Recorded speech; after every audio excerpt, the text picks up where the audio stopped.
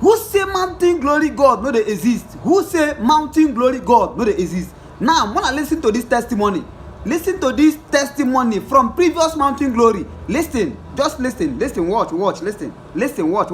We want to appreciate God for the salvation of my soul and that of my family.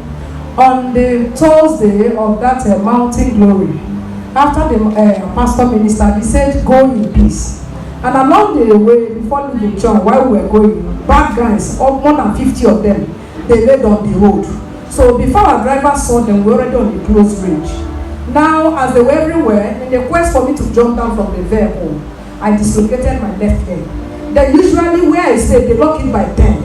And I pleaded with the security man, give me more 1 hour. So he agreed to be locking by 11. And because I couldn't walk well, we got our junction at Ozio, but there was no vehicle to take us home. I am my younger sister. Before we could trek down home, it was 12:30.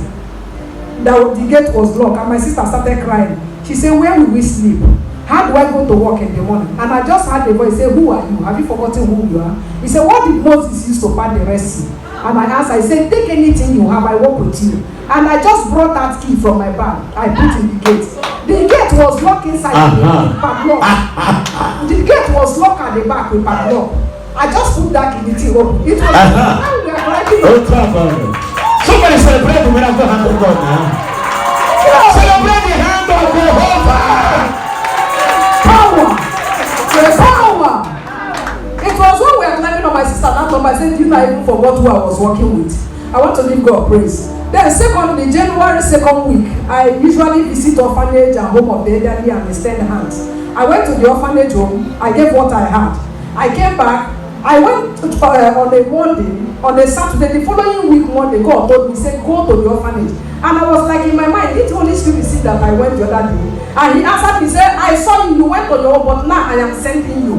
So he said, "Take everything you have in your account." Where I stayed, they increased it by 200,000. Wow. And I am the first person whose rent will expire. I just packed in there last year.